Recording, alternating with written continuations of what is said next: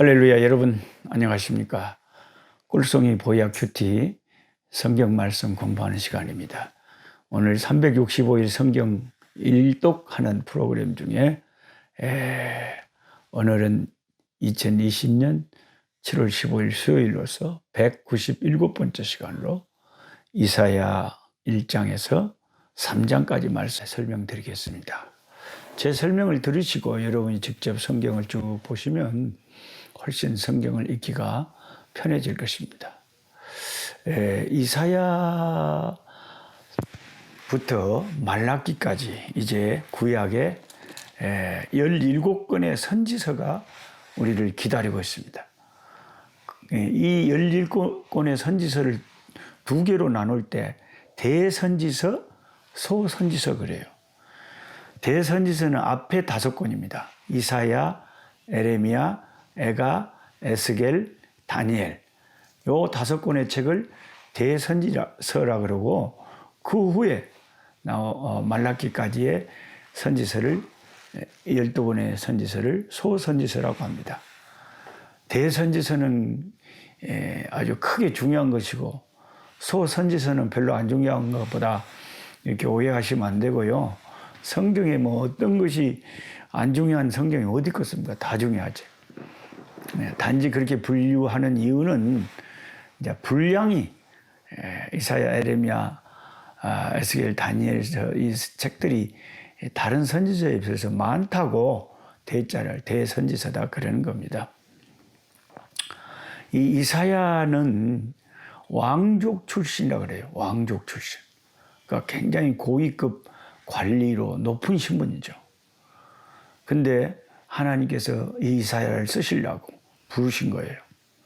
그러니까 여러분, 우리를 쓰시는 하나님을 보면 하나님이 참 미천한 집안의 연약한 자도 하나님이 부르셔서 쓰는 경우도 많고요. 또 바울같이 그렇게 학벌이 좋고 로마 시민권을 당대에 가지고 있고 또 그런 사람을 불러서 또 크게 위대하게 쓰실 때도 있고요. 그러니까 이사야 같이 그렇게 고위 관리, 왕족 출신을 불러서 하나님의 종으로 쓰실 때도 있고, 또 뭐 농부나 평범한 사람을 불러서 하나님 또 쓰실 때도 있습니다. 하나님이 하시는 일은 우리가 쉽게 그냥 이거다라고 딱 한 가지로 딱 이렇게 말하기는 힘든 워낙 크신 하나님이시기 때문에 하나님은 다양하게 일을 하신다 하는 걸 알아야 되겠습니다. 이렇게 훌륭한 가문에서 났던 이사야지만 주님을 위해서 일하면서 고생 엄청 많이 했습니다. 때로는 3년 동안 거의 나체로 다니면서 애굽이 앞으로 이렇게 내가 이렇게 예를 들어서 선지자가 팬티만 차고 활랑 벗고 돌아다닌다고 해봐요. 사람들이 다 쳐다보고 저기 뭔 일 다냐고 나야 일 칠 거 아니에요. 3년을 그렇게 했다는 거예요. 왜 그렇게 했냐? 앞으로 애굽이 이렇게 수치를 당할 것이라고 이제 행동으로 몸으로 퍼포먼스를 한 거예요. 그 다음에 자기 두 아들이 있었는데요. 두 아들의 이름을 갖다가 이스라엘 역사의 패망과 또 그 패망 후에 남은 자가 돌아올 것을 암시하는 그런 뜻의 이름을 자기 아들 둘이 불렀어요. 큰아들 이름은 스알야습인데 스알야습이란 말은 남은 자가 돌아오리라 그런 뜻이에요. 그 다음에 둘째 아들의 이름은 노략을 빨리 행함이라는 뜻의 이름을 지었어요. 그러니까 그 북쪽 이스라엘이 이제 이방인이 노략을 빨리 행해서 그들에게 삼키게 된다. 그러니까 이사야는 자기 두 아들의 이름을 부를 때마다 하나는 속히 망할 것, 또 하나는 망한 뒤에 또 남은 자가 다시 회복하여 돌아올 것, 이렇게 이름을 지어 부르면서 이사야는 앞으로 자기 민족이 당할 그런 일에 대해서 확실히 있게 확신을 하면서 자기 아들들 이름까지도 그렇게 지었던 겁니다. 근데 그 둘째 아들의 이름대로 둘째 아들이 태어나 엄마 아빠라고 부르기도 전에 북이스라엘 아수르에게 먹혀가지고 노략당하고 패망당해버렸죠. 이렇듯 그의 모든 일생은 하나님과 관련된 희생과 헌신의 연속이었고, 나중에는 그 유다의 악한 왕 므낫세의 핍박을 받아 나무를 켜는 톱으로 켜서 죽임을 당하였다. 그래서 히브리서 11장에 어떤 이는 톱으로 켜서 죽임을 당하였고 라고 말할 때에 이 이사야를 언급했다, 이렇게 보고 있는 것입니다. 그렇게 참 주님 아니었다면 편안하게 살 인생이었는데, 하나님 앞에 사명받아서 주의 말씀을 대언하다가 살 때도 고생 많이 하고 죽을 때도 그렇게 주님을 위해서 순교하고 피 흘려 죽었던 것입니다. 이사야는 신약 성경을 읽다 보면 신약 성경에서 신명기하고 시편, 이 두 성경과 더불어 가장 많이 인용되는 성경이 이사야서입니다. 참, 제가 혹시 이런 걸 주관식으로 성경 퀴즈 내일 하면 누가 맞힐까요? 신약 성경에서 구약을 인용할 때 신명기하고 시편과 더불어 가장 많이 인용되는 구약의 책은 어떤 책일까요? 그러면 여러분은 사정없이 이사야 이렇게 쓰셔야 딱 동글뱅이를 쳐볼죠. 그래서 이사야의 별명은 구약의 복음서다. 마태, 마가, 누가, 요한, 이 마태, 마가, 누가, 요한, 이 신약의 복음서가 있잖아요. 예수님의 생애를 다룬. 구약의 복음서는 이사야서다. 그래요. 그만큼 이사야서에는 앞으로 예수님이 오실 것과 예수님이 처녀를 통해서 탄생하실 것, 십자가에서 고난받아 돌아가실 것이 이사야서의 세상에 생생하게 예언되어 있어요. 얼마나 하나님의 영에 사로잡힌 선지자면 예수님 오시기 700여 년 전에도 그렇게 생생하게 예수님에 대해서 참 예언을 할 수가 있겠습니까? 주님은 공생의 초기에 안식일에 해당에 들어가셔서 두루마리 구약 성경을 건너받으시고 성경을 낭독하실 때 이사야 61장을 펼치시고 읽으셨어요. 그 예수님 당시에 유대인들이 해당에 모이면 주일날, 안식일날 그 두루마리 똘똘 말하는 구약 성경이 있을 거 아닙니까? 그러면은 어떤 사람이 나가서 그것을 그날 그 성경을 읽는데요. 성경 봉독을 하는 거예요. 근데 예수님이 어떻게 지목을 당하셔가지고 앞으로 나가서 성경을 읽는데 어떤 성경을 읽으란가 하고 회중들이 아주 주목해서 보고 있는데 예수님이 두루마리 책에서 펼치셔서 읽은 성경이 어디냐? 이사야 61장이었습니다. 예수님께서 이사야 61장을 펼치셨어요. 이사야 61장, 이게 누가복음 4장에 그대로 나오거든. 누가복음 4장 18절부터 19절 보면 예수님께서 이사야 61장을 펼쳐서 읽으셨는데 이 대목을 읽으셨어요. 주의 성령이 내게 임하셨으니 이는 가난한 자에게 복음을 전하게 하시려고 내게 기름을 부으시고 나를 보내사 포로된 자에게 자유를, 눈먼 자에게 다시 보게 함을 전파하여 눌린 자를 자유롭게 하고 주의 은혜의 해를 전파하게 하려 하심이라. 이 이사야 61장에 나온 이 말씀을 예수님께서 크게 낭독을 하셨어요. 그런데 해당에 모인 유대인들이 저 나사렛 예수가 왜 저 성경을 저렇게 크게 읽지 하고 의아해서 예수님을 다 주목하고 있는데 예수님이 뭐라 그러셨습니까? 그걸 읽은 다음에 생각나세요? 예수님이 뭐라고 했어요? 이 글이 오늘 너희 귀에 응하였느니라 하고 선포하셨죠. 이게 무슨 말이에요? 아니 이사야가 예언한 주의 성령이 내게 임하셨으니 이는 가난한 자에게 복음을 전하게 하시려고 내게 기름을 부으시고 나를 보내사 포로된 자에게 자유를, 눈먼 자에게 다시 보게 함을 전파하며 눌린 자를 자유롭게 하고 주의 은혜의 해를 전파하게 하려 하심이라. 이 말씀이 지금 너희들에게 이루어졌느니라. 유대인들은 깜짝 놀랐죠. 아니, 이사야 선지자가 메시아에 대한 예언을 저렇게 했는데 저게 이루어졌다니 누구한테 이루어졌다는 건가? 예수님에게 이루어진 거죠. 예수님은 하나님의 아들로서 이 이사야 선지자가 예언했던 바로 그 하나님에게 기름 부음 받은 자로 복음 전파하기 위해서, 우리를 자유케 하기 위해서, 사탄에게 눌린 우리를 자유케 하시고 하나님의 은혜를 우리에게 나눠주시기 위해서 오신 분이잖아요. 예수님이 오심으로 이사야 선지자가 이사야 61장에 예언한 그 예언의 메시아의 예언이 그대로 이루어진 거예요. 참 놀랍지 않습니까, 여러분? 저 안 믿는 사람들은요, 저 교회 다니는 우리를 영 우습게 합니다. 뭐 들라고 저렇게 교회를 갈까? 시간 아까워, 돈 아까워. 뭐 들라고 저렇게 교회를 갔을까? 모르지, 자기들은. 세상 사람들이 아는 것은 그저 돈 벌고 자기들 이익을 위해서 쉬고 놀고 즐기고 그런 것만 알죠.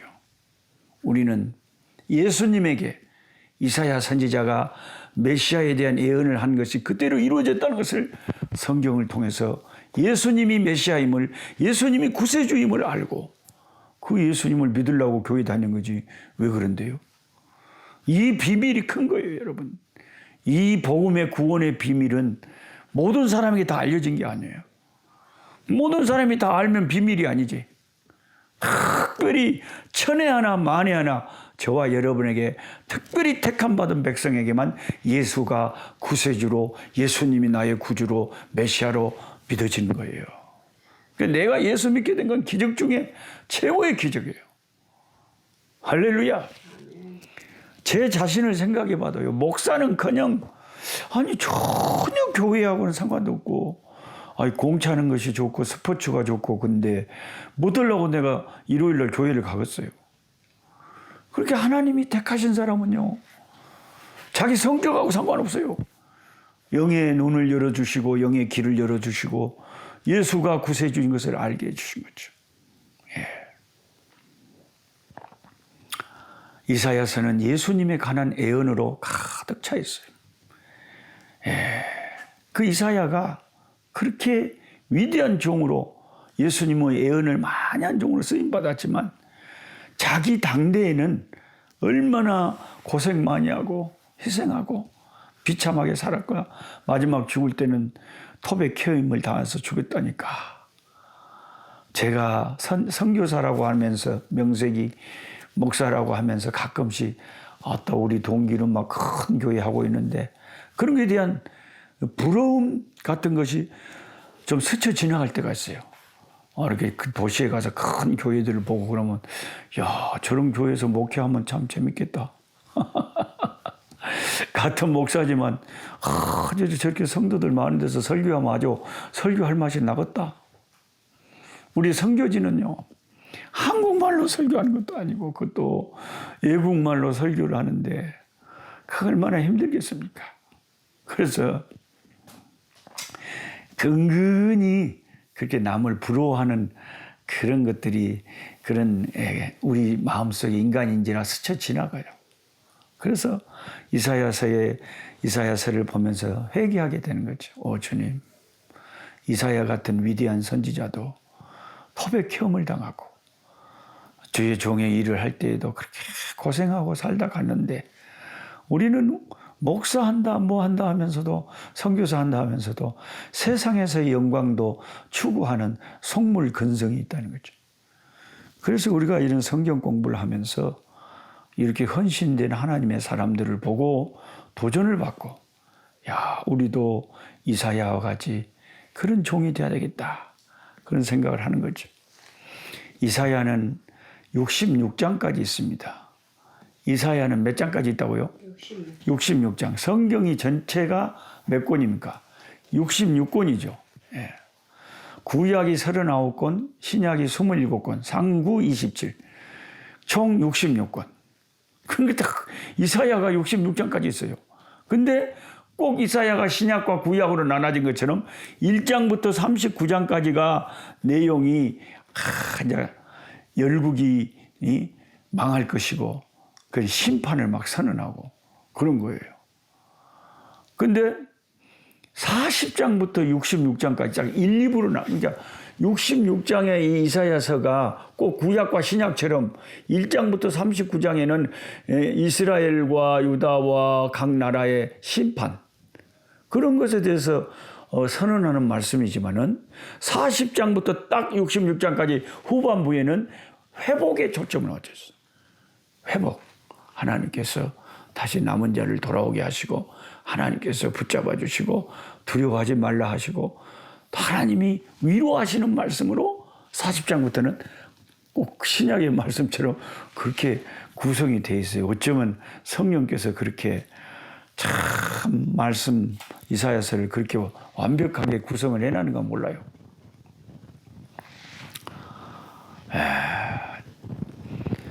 그리고 이사야서를 읽으면요. 여러분도 오늘 1장부터 3장까지 읽어보시면요.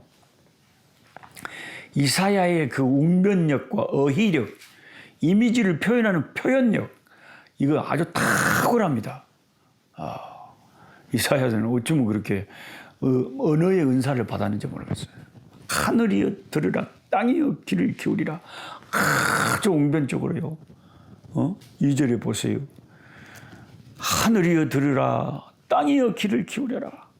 여호와께서 말씀하시기를 내가 자식을 양육하였거늘 그들이 나를 거역하였도다. 소는 그 임자를 알고 나귀는 그 주인의 구유를 알건만 이스라엘은 알지 못하고 나의 백성은 깨닫지 못하는도다 하셨도다. 슬프다. 범죄한 나라요 허물진 백성이요 행악의 종자요 행위가 부패한 자식이로다. 그들이 여호와를 버리며 이스라엘의 거룩하신 일을 만홀히 여겨 멀리하고 물러갔도다. 너희가 어찌하여 매를 더 맞으려고 패역을 거듭하느냐. 온 머리는 병들었고 온 마음은 피곤하였으며 발바닥에서 머리까지 상한 곳이 없이 상한 것과 터진 것과 새로 맞은 흔적뿐이거늘 그것을 짜며 싸매며 기름으로 부드럽게 함을 받지 못하였도다. 너희의 땅은 황폐하였고 너희의 성읍들은 불에 탔고 너희의 토지는 너희 목전에 이방인에게 삼켜졌으며 이방인에게 파괴된 같이 황폐하였고 딸 시온은 포도원의 망대같이 참외밭의 온두막같이 에워싸인 성읍같이 겨우 남았도다. 만군의 여호와께서 우리를 위하여 생존자를 조금 남겨두지 아니하셨다면 우리가 소돔 같고 고모라 같았으리로다. 그 죄악으로 망하는 와중에도 하나님이 꼭 남은 자들, 그 가운데도 세속에 물들지 않는 자들, 그 죄에 동참하지 않는 자들을 꼭 조금씩 남겨놔요. 그 사람들 때문에 소돔 같고 고모라 같지는 안 되는 거예요. 지금 한국 교회도 마찬가지 아닙니까? 많은 이상한 목사들이 막 선동을 하고요. 이상한 짓 많이 하지만요. 또 가만히 보면 존경스럽고 헌신적이고 훌륭하신 목사님들이 얼마나 많이 계신지 몰라요. 또 귀한 성도들이 또 여기저기 얼마나 많이 계신지 몰라요. 그래서 하나님께서 다 그 시대마다 그 시대의 사명을 위해서 남겨두신 사람들이 있다는 것입니다. 그러니까 주님 오실 때까지 교회가 되고 복음이 전파되지 전부 타락해버리면 누가 복음을 전한대요. 10절에 너희 소돔의 관원들아 여호와의 말씀을 너희 고모라의 백성아 우리 하나님의 법에 귀를 기울일지어다. 진짜 이사야는 대담하게 직설적으로 말하잖아요. 소돔 고모라가 아주 그 성적으로 타락해갖고 불에 타 죽은 그런 아주 악명 높은 그런 도시였잖아요. 그런데 자기 동족을 향해서 너희들이 소돔 고모라 백성하고 똑같다고 막 불러버리잖아요. 그 다음에 12절에 너희가 내 앞에 보이러 오니 제사 지내러 올 때 이걸 누가 너희에게 요구했냐. 내 마당만 밟을 뿐이라. 자, 성전에 와서 제사 드린다고 하고 있는데 마음이나 영혼이나 삶이 바꿔지지 않고 성전 마당만 맨날 바꿔 왔다 갔다 한다 이거예요. 이렇게 뭐라고 하고 있어요. 정신 차리고 신앙생활 안 한다고. 오늘날도 교회에 마당만 왔다 갔다 밟는 그런 사람들이 있을 수 있잖아요. 성전 마당만 밟고 왔다 갔다 하는 거예요. 근데 요새는 이제 코로나 때문에 성전 마당도 잘 안 밟으려고 그래. 아예 안 와버려. 안 와버려. 사람들이 안 와버려요. 또 안 와버려. 이번에도 지난 주일날 고향에 예수 동영교회 갔는데 담임 목사님이 많이 안타까워 하시더라고요. 참 은혜로운 메시지가 쏟아지는데 이제 목자의 심정은 양들이 와서 그냥 은혜 받고 그랬으면 좋을 건데 너무나 많은 사람들이 코로나 때문에 안 와버리니까 특히 요즘 뭐 경기도 고양시 이런 데 막 계속 문자가 와가지고 교회 모임에 참여하지 마라 막 이런 것이 막 오니까 젊은이들이나 또 조금만 좀 겁 많은 사람들 있잖아요. 성격이 또 다양한 사람들이 옳다 됐다 그냥 안 와버려. 교회를 안 와버려요. 너희가 성애와 아울러 악을 행하는 것을 내가 견디지 못하겠다 13절에 그랬는데요. 제사를 지내고 절기를 지내면서도 죄를 지어. 오늘날로 이 말을 표현하자면 교회를 와서 예배 드리고 가서 죄를 짓는 것을 하나님이 도저히 못 보겠다는 거예요. 그런 너희들의 죄 때문에 15절에 너희가 손을 펼 때 내가 내 눈을 너희에게서 가리고 너희가 많이 기도할지라도 내가 듣지 아니하리니 이는 너희의 손에 피가 가득하다. 손에 피가 가득하다는 말은 악행과 더러운 것, 죄가 가득하다 이거예요. 그러면서도 뭔 기도는 그렇게 많이 한다고 하는지 하나님이 그러니까 그 기도를 안 들어주신다는 거죠. 죄를 회개하고 깨끗하게 하고 하나님 앞에 나갈 때 하나님이 들어주시죠. 18절 여호와께서 말씀하시되 오라 우리가 서로 변론하자. 너희 죄가 주홍 같을지라도 눈과 같이 희어질 것이요 진홍같이 붉을지라도 양털같이 되리라. 주홍빛 같은 내 죄 주홍빛 같은 내 죄 눈과 같이 이리라. 눈과 같이 이리라. 너희 죄 흉악하나. 우리가 죄가 진홍같이 붉고 흉악하지만 예수님께 아버지께 나가서 회개하면 주님이 흰눈같이 양털같이 우리를 씻겨주겠다고 약속하셨습니다. 그 다음에 2장에 가보면 아모스의 아들 이사야가 받은 바 유다와 예루살렘에 관한 말씀이라. 말일에 여호와의 전에 산이 모든 산 꼭대기에 굳게 설 것이요. 자, 말세, 세상 끝날을 또 이 성령에 감동된 구약의 선지자가 말일에, 말세에, 세상 끝날에 어떤 일이 일어날 것을 말세를 또 예언하고 있습니다. 대단합니다. 여호와의 전에 산이 모든 산 꼭대기에 굳게 설 것이요. 모든 작은 산 위에 뛰어나니 만방이 그리로 모여들 것이라. 그러니까 예수님이 오시면 새하늘과 새 땅을 만드신다고 그랬잖아요. 그 천년 왕국을 이루시고 우리의 왕으로서 우리를 다스리잖아요. 그러면 우리 주님께서 그 다스리는 곳이 하나님의 성전이 있었던 이스라엘의 예루살렘 그곳에서 다스린다 그랬대요. 시온성에서. 거기로 만방이 거기에 집중이 되겠죠. 우리의 왕이 거기 계시니까. 많은 백성이 가며 이르기를 오라 우리가 여호와의 산에 오르며 야곱의 하나님의 전에 이르자. 그가 그의 길을 우리에게 가르치실 것이라. 우리가 그 길로 행하리라 하시니 이는 율법이 시온에서부터 나올 것이요 여호와의 말씀이 예루살렘에부터 나올 것이요. 보세요. 하나님 말씀이 시온산 예루살렘에서 나온다 그러잖아요. 말세의 말일에 주님이 오셔서 거기서 통치하시면 그렇게 된다는 거죠. 근데 이제 이것도 이제 종말론에 대해서 개혁주의자들은 이런 관점보다는 뭐 천년 왕국이 따로 있고 거기 그런 것 자체를 아예 무천년설을 이 개혁주의에서는 믿어버려요. 무천년. 천년왕국 그런 거 없다. 다 그냥 계속 주님이 다스리면 됐지. 뭔 딱 천년 동안 다스렸다가 또 그 다음에 또 딴 일이 벌어지고 그런다냐. 예. 그래서 이제 세대주의를 경계하느라고 무천년주의를 주장을 합니다. 그래서 제가 참 존경하는 목사님이 저한테 그러더라고요. 개혁주의인데. 노 목사님 참 요한계시록이나 성경 다 제가 동의한데 딱 한 가지 그 천년왕국에 대한 것은 자기들은 안 믿는데요. 우리는 무천년주의다. 참 안타까워요. 우리 인간이 생각이 다 다르다니까요. 근데 개혁주의자들은 이제 세대주의를 경계하느라고 무천년주의를 안 믿는데 저는 왜 그 천년왕국을 자꾸 이야기하느냐. 미국의 남침례교라고 있어요. 그럼 노 목사님은 장로교 목사면서도 왜 또 남침례교를 등록이냐? 아니, 남침례교든 북침례교든 침례교든 감리교든 성결교든 성경대로 말씀대로 하나님 말씀에 합당하면 그걸 똑같은 거지 뭐 그렇게 틀리답니까?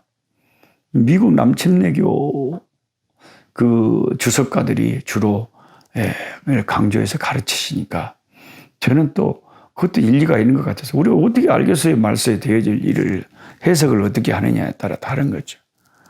근데 그분들은 이런 말씀 보면 이사야 선지자가 율법이 시온에서 나온다. 여호와의 말씀이 예루살렘에서 나온다.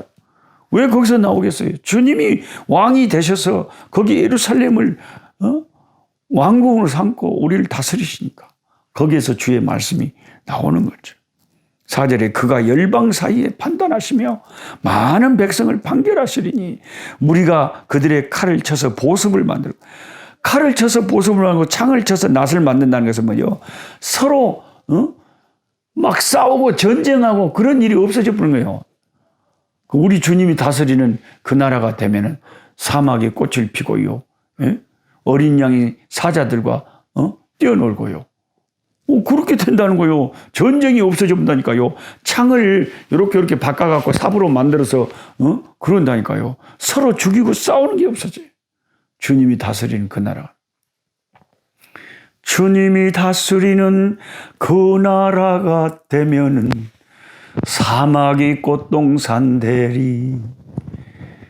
사자들이 어린 양과 뛰놀고 어린이들 함께 뒹구는 참사랑과 기쁨의 그 나라가 이제 속히 오리라. 참 너무 은혜스러워요. 주님의 날을 기다리는. 5절부터 이제 여호와의 날, 주의 날을 선포한 거예요. The day of the Lord. 야곱 족속아 오라 우리가 여호와의 빛에 행하자. 주께서 주의 백성 야곱 족속을 버리셨으면 그들에게 동방 풍속이 가득하며 그 버린 것은 이제 그들이 우상 숭배한 것인데 12절에 대저 만군의 여호와의 날이 모든 교만한 자와 거만한 자와 자고한 자에게 이 말이니 그들이 낮아지리라. 심판의 날, 그 날이 여호와의 날이죠. 22절에 너희는 인생을 의지하지 말라. 인간이라는 것은 코에 그 호흡이 있는데 새말 가치가 어디 있느냐. 그 코가 막혀버리고 호흡이 끊어져 버리면 없어져 버리는 인간을 뭐들라고 의지하냐는 말이에요. 하나님을 의지하라는 거죠. 3장에는 이제 예루살렘의 멸망에 대해서 담대하게 이사야 선지자가 그 유대인들이 끔찍이도 자기들의 참 성지로 생각하는 예루살렘이 멸망할 것을 3장에 외치고 있습니다. 오늘 제가 두 번째로 광양에 있는 백운산 1200m 높이의 백운산을 두 번째 정복을 했습니다. 비가 짜락짜락 내리는데 비가 오나 따나 그냥 미끄러운 바위 틈을 그냥 다람쥐처럼 조금씩 올라서 오늘은 좀 기록을 단축했어요. 처음 갈 때는 3시간 20분 만에 올라가는데 정상에 오늘은 한 2시간 45분에서 50분 사이로 올라가시겠는데 이제 세 번째 또 다시 도전할 때는 더 단축을 하겠죠. 할렐루야. 백운산 계곡에서 힘차게 쏟아져 내리는 이 아름답고 시원한 계곡물, 하나님 창조주 하나님의 부요하심과 하나님의 영광을 바라봅니다. 할렐루야. 이 모든 것이 우리 하나님 아버지의 작품입니다. 할렐루야. 아멘. 백운산 정상에 오늘 두 번째 백운산 정상을 밟았습니다. 첫 번째는 너무 힘들어갖고 3시간 20분 걸렸는데, 오늘은 이제 조금 체력을 강화시켜갖고 오늘은 2시간 45분 만에 올라왔습니다. 백운산 정상에서 보는 몸에 안개가요, 안개가 시방 쫙 끼어버려갖고, 말하자면은 이게 몸에 말하자면 잘 안 보여요. 멀리는 시야가 안 보입니다. 오, 주여 감사합니다. 코로나가 끝나게 해주시고, 교회가 마음껏 모여서 예배할 수 있게 해주시고, 아버지 아프고 힘든 자들 주여, 약한 자들 주여 손 내밀어 고쳐주옵소서. 예수님의 이름으로 기도합니다. 아멘. 주여 할렐루야. 아멘. 열심히 체력을 단련해서 산을 부지런히 타서 건강하게 하나님 나라 주 예수 그리스도를 위하여 내 인생을 써야 되겠다, 그런 생각을 합니다. 내일 또 뵙겠습니다. 약한 자 힘주시고 강한 자 바르게 주 환자 정택함이 주님의 뜻이라. 해 아래 압박 있는 곳 주 거기 계셔서 그 팔로 막아 주시오.